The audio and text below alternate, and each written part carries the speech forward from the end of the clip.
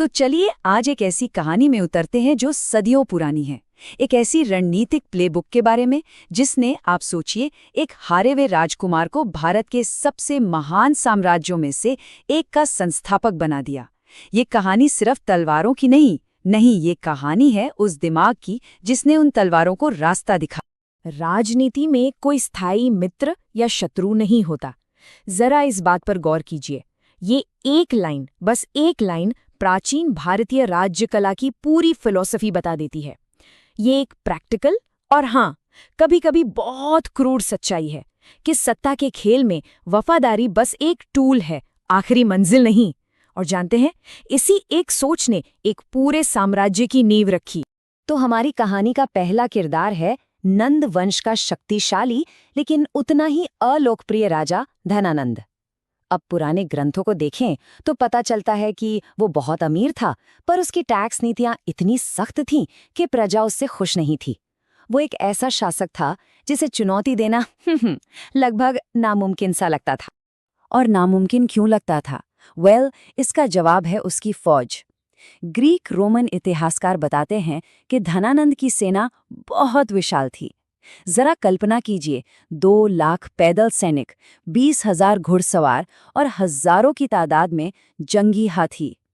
ये थी वो ताकत जिसका सामना करने की हिम्मत की थी एक नौजवान ने, चंद्रगुप्त मौर्य ने। अब चंद्रगुप्त अपने जोश और एक छोटी सी सेना के साथ सीधा हमला कर देता है मगध के दिल पर। लेकिन ये एक बहुत बड़ी गलती साबित हुई। धनानंद की विशाल सेना ने उन्हें बुरी तरह कुचल दिया। हालत ये हो गई कि चंद्रगुप्त को अपनी जान बचाने के लिए मैदान छोड़कर भागना पड़ा। और यहीं इस हार के बाद कहानी में एंट्री होती है असली मास्टरमाइंड की, चाणक्य। वो हार से निराश चंद्रगुप्त को ढूंढ निकालते हैं। चंद्रगुप्त उस वक्त पूरी तरह टूट चुका था, लेकिन चाणक्य को उसमें एक चिंगारी दिखाई दी, एक ऐसी चिंगारी जिसे वो आग में बदलने वाले थे। दिलचस्प बात यह है कि चाणक्य ने चंद्रगुप्त को डांटा नहीं, बल्कि उन्होंने उसे एक बहुत जरूरी सबक सिखाया। उन्होंने कहा, हार से सीखो। सत्ता का रास्ता सिर्फ बाहुबल से नहीं, बल्कि बुद्धि के इस्तेमाल से होकर जाता है। और यहीं वो सबसे बड़ा सवाल खड़ा होता है, शक्ति के बिना शक्ति को कैसे हराया जाए? जब दुश्मन आपसे हर लिहाज से ज्यादा ताकतवर हो तो उसे कैसे मात दी जाए? इस सवाल का जवाब चाणक्य की रणनीति में छिपा था, एक प्राचीन सिद्धांत में। तो चाणक्य ने चंद्रगुप्त के सामने रखा अपना सबसे बड़ा हथियार, कौटिल्य की 6 गुना नीति, जिसे हम षड्गुण सिद्धांत के नाम से जानते हैं। और ये समझिए कि यह सिर्फ जंग की कोई तरकीब नहीं थी, नहीं, ये तो विदेश नीति का एक पूरा का पूरा टूल किट था। ये हैं वो 6 सिद्धांत: संधि, विग्रह, आसन, यान, संश्रय और द्वैहिधी भाव। यहाँ गुण शब्द का एक मतलब रस्सी भी होता है, यानी दुश्मन को काबू में करने के 6 तरीके, या कह लीजिए 6 रस्सियां। हर सिचुएशन के लिए एक अलग रस्सी। चलिए एक एक करके इन्हें समझते हैं। पहला है संधि, यानी शांति या समझौता। कौटिल्य का साफ कहना था, जब दुश्मन ताकतवर हो तो लड़ना बेवकूफी है, बेहतर है कि संधि कर लो, थोड़ा वक्त हासिल करो, अपनी ताकत बढ़ाओ और फिर सही मौके का इंतजार करो। दूसरा है विग्रह, मतलब दुश्मनी। ये खुली लड़ाई या युद्ध की पॉलिसी है, लेकिन इसका इस्तेमाल तभी करना है जब आपको अपनी जीत का पूरा भरोसा हो। ये बिल्कुल वैसा है जैसे आप एक पत्थर लेकर मिट्टी के घड़े को तोड़ने जा रहे हों, मतलब जीत पक्की हो। तीसरा है आसन। इसका सीधा सा मतलब है न्यूट्रल रहना, चुपचाप बैठे रहना।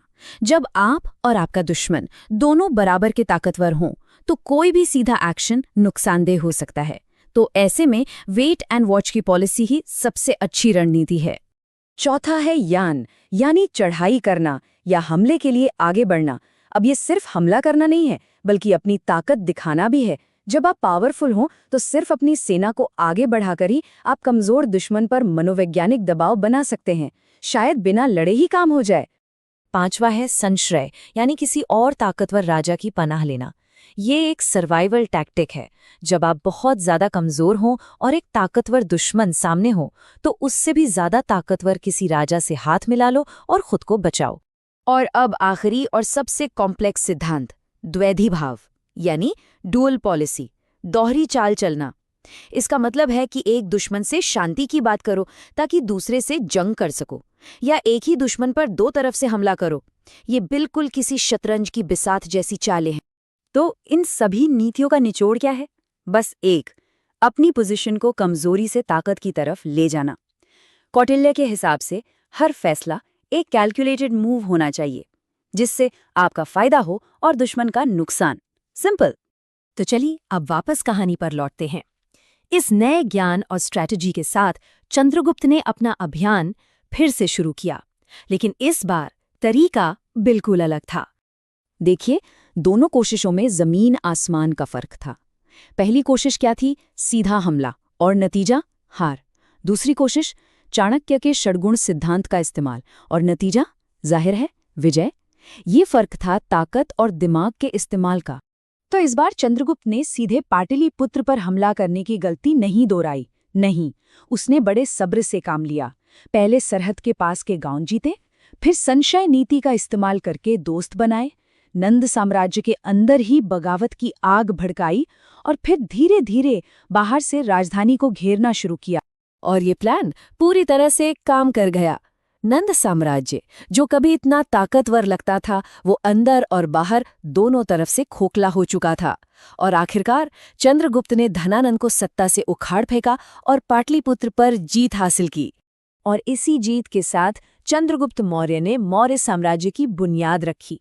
एक ऐसा साम्राज्य जो प्राचीन भारत के सबसे ताकतवर राजवंशों में से एक बना।